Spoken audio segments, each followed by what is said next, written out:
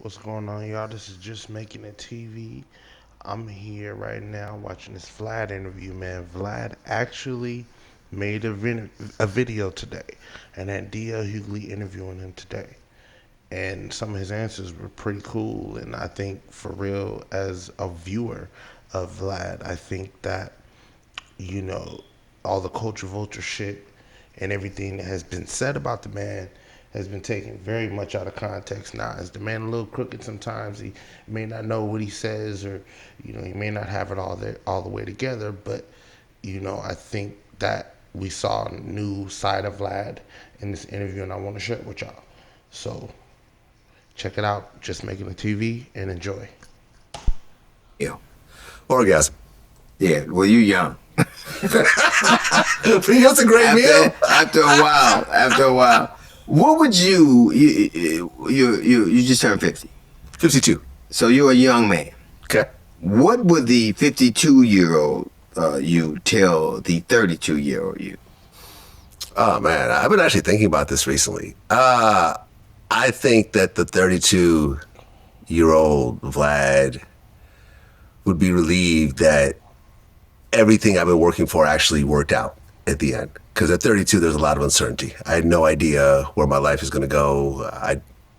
I was barely scraping by. I was trying to do the entertainment thing. I was trying to do the DJ thing, but it wasn't really working out at the level I wanted to. Right. So I think that he would just be relieved that I've accomplished all the things I've been working on all these years. Now, that's a very honest and a very inspirational kind of answer to that question, because listen, a lot of us don't know DJ Vlad's story. All we know is second and third hand stuff that we've heard and seen from him, how he's milking the culture and he's not black. And listen, in so many ways he kind of does fit our kind of standard of quota. He didn't have it as hard as many of us, but the man's story is very inspirational, and it does show a different light on how we perceive him as a boogeyman or a Trump or a devil or something. I think this is a real good idea in showing who he is as a man and who he is as an individual. And I think us as viewers of his channel need to take into accountability and at least respect the Vlad, the platform. If you're not gonna watch, don't watch. If you gonna watch, don't watch with hate. Basically, that's what I got from it. Why do you think you're here? Why do you think you got here? Because I hear a lot of people talking to me about their faith or their perseverance or their tenacity. Okay. But why is it that you are here right now? What do you attribute it to? Is it you? Is it past you? Is it? You're not going to say that there wasn't some luck involved. Because for me to be doing video full time right when YouTube became a real business was just lucky. And for me to recognize the fact that YouTube is going to be the platform that it ultimately became, there was some thought behind it, and my computer science background definitely helped out, but there's been lots of platforms that came and went. Vine came and went. Very true. Makes sense. MySpace came and went and so forth. A lot of people devoted their whole lives into it and ultimately didn't work out. So I think it was the fact that I just believed that I would make it. I just felt that no matter who around me didn't see the vision, I saw the vision. And I knew that eventually something would happen, because sometimes that's what it takes. And a lot of us don't really necessarily get that. We just kind of sit and watch and hate from the sideline. But they tell us that from the jump. A lot of people around you not going to see your vision. You got to be the one to see it first. Because I've always felt that work is never wasted. Now, you could be working in the wrong direction and you could feel like it's a dead end, but all the things that you've done up to that point will help you in a different field. You see what I'm saying? So, at one point, I tried to be a producer. I was making beats. All you got to do is apply yourself. If you give it your all and really apply yourself, you can accomplish anything.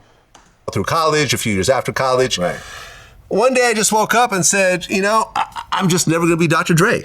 I'm never going to be DJ Premier. There's something within those guys. I'm never going to be Rick Rubin. There's something internal in these guys that have a musical ability that I can't seem to capture, no matter how many hours I work at it. Right. But then when I went to DJing, all those years of making beats and working in, Pro Tools and those type of, computer programs paid off, and I became an award-winning DJ. I won Mixtape of the Year, I won Mashup of the Year, and so forth. So all this stuff that I felt was a waste ultimately turned out to be fruitful. Like Karate Kid, yeah. Like that, and I felt, for example, like, after high school, I went to UC Berkeley, I got a computer science degree.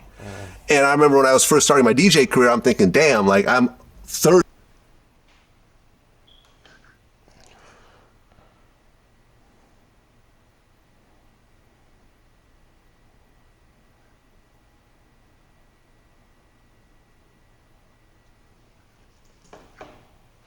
I'm turning 30 in New York as I'm DJing. I'm relatively a new DJ. You had all these DJs like Kid Capri and Flex who started when they were teenagers, and they have all this, they had a head up on me. And I felt like, damn, like this hurt me by not pursuing music earlier on. But you fast forward to Vlad TV, my computer science background allowed me to build a back end to Vlad TV that no one else could build. Right. And the fact that we have a relatively small team who can pump out 10, 15 clips a day, that has to do with all my tech background. Well, listen, everything to do with this tech background and staying the course. Anybody can stay the course once you set your mind to something. If you want it, you can achieve it. And I think Vlad is a real big testament to that. Not trying to give too much to him or nothing like that, but, there's some validity, there's some honesty to what he's saying. Nah, I mean, we can sit back and hate, but listen, while we sitting back hating, listen, he's telling his story. So as long as you keep working and learning things and figuring out how to pivot, I think eventually you will make it. You just may not make it in the direction that you're heading to, but you have to know how to pivot along the way. And there has to be some luck along the way too. But I think I disagree. I think there are a lot of lucky motherfuckers that didn't do what they did. I think that luck is the moniker we hang on things. What color is love to you? Ooh. If I said, what does love look like, what color would it be? On August 22nd, I told viewers that the road to artificial general intelligence was already bringing massive changes to society and disrupting industries around the world. And to take advantage, I recommended buying a group of stocks, including these. Then I told them to sell. Is it black? Is it blue? Is it violet? Is it red? Is it Purple. green? Of course. Purple. Yeah. Most people say that, It's a pretty unique answer. I definitely want to know why it's purple. Purple is universal. We got royalty, we got all sorts of things, but I wonder why purple. You know why? Why is that? Love is the color of a bruise. Oh, bruise. Love hurts. They always say, because it's black and red, right? Yeah. What do you think? Because people always ask me, this is always an interesting thing. What do you think, if you were controlling things, you would want people to think of you? What would you like for them to think of you? I would want them to realize how passionate I am about this thing that we do here. Like these interviews and the legacy behind them and the stories I get and the emotion that I bring out in people and all the work behind it, like it's very pure and it's all encompassing. It's not just a way to make money. There's no ulterior motives. I'm not trying to put people in bad positions and so forth. Most people I try to put in better positions. I think that I've transformed a lot of people's lives. People have whole careers, after they've done Vlad TV interviews. So I just want them to know how passionate I am about it. So a lot of times when you see me acting out, when like, for example, like the Marlon Wayans incident where, right. I said I act like. It's a very interesting situation. I mean, and we all heard it from Marlon's perspective. I mean, Marlon puts in that work. We all know. We know his work ethic. But, I mean, listen, he just told you right there. Good jerk. I put out a whole bunch of personal info, based on what we had conversations over and so forth.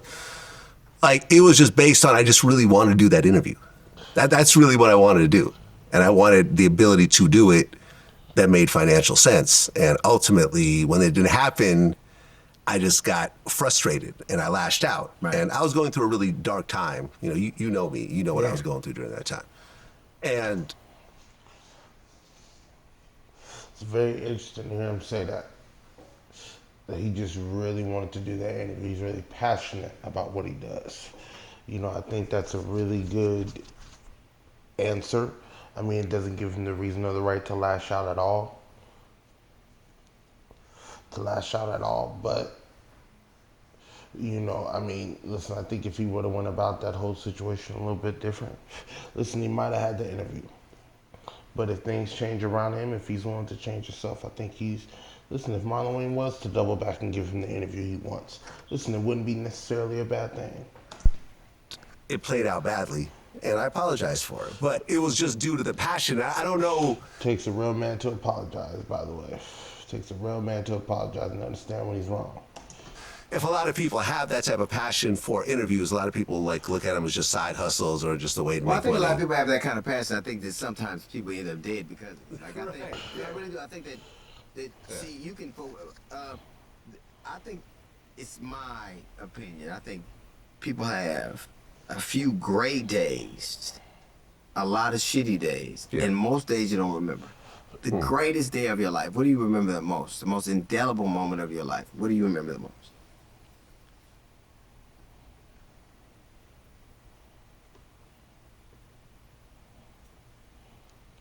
I had some great questions, don't I? I had some great fucking questions, don't I? You really do. You really do. You got the man over there picking his brain, D.L. Hughley. Shout out to D.L. Hughley for doing the interview for us. Listen, getting us the exclusive. Yeah. Oddly enough, one of the greatest days was when I took my last final at UC Berkeley. Why? Because I was so done with school at that point. And you're talking about 18, I was about 24. I'd been going to school since I was from 5 years old to 24. So like 20 years of my life have been spent going to school and doing this process, but I never really loved school like that. I was really more into working. Right. You know, I had jobs. Listen, that's like most men when we get out of high school, we don't go into college right away or go into some college. Listen, we don't always know what we want to do right off the bat. Listen, he struggled just like anybody else.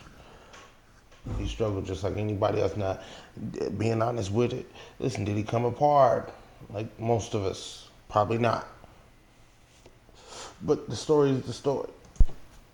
Since I was in junior high. So about to actually. go, you had to finish. But I knew I had to finish. I knew that I had to complete this. I knew I had to get a diploma. I wanted my grades. I think I had like a B plus average or something like that. Nothing spectacular, but still had a solid average in a very hard major. And the fact that I actually went all the way through it and I actually finished it and it was completed, I knew I was never going back to school again. Right. Like I knew there's not going to be a master's. I kicked around the idea of a law degree, but I never really went forward with it. I just knew that I was done. And it just felt good to finish a project that took 20 years to complete. And that's, you know, I talk about this with some of my guests. Every man's first and second accomplishment. Yes. You see adults that go through high school or go through college and go through this multi-decade process of achieving something, and then they enter the workforce, and the first thing they want to do is flip some money. You know, they want something, you know, they want their job to promote them quickly, that they want to take whatever money and flip it and churn it into $1 million and throw it all into crypto and whatever else. And I've done some stupid stuff like that as well. But I think people need to realize that anything worthwhile takes a long time, 5, 10, 20 years to put together. But you only know that because you've had the continuum of experiences. You only know that. This is true. You on that? Listen, trials and error. All you young kids out there listening, and even some of you young men out there listening, trial and error. We got to go through trial and error in order to make it through. You know, if you really want your Vlad TV or if you really want your Shannon Sharp, your Club Shay Shay channel, you know, to take off, you really got to believe in yourself and invest it in yourself to make it what you want it to. And I think Vlad is a real testament to that. I think if we, you know, listen, pick his brain and really figure out where you may want to go or what you want to do with yourself. Listen, you don't always have to take his route, but you know, take his bits and pieces that he leaves. I think overall he's a pretty wise man in his decisions and coming through with everybody. I mean, I think me personally, once I stopped believing the hype and kind of started listening for myself, I think I got a very, very, very different perspective on the man. You're a 52-year-old man who has. What is your worst day? The day you think about? Because we can't. You can't make a chocolate cake without salt.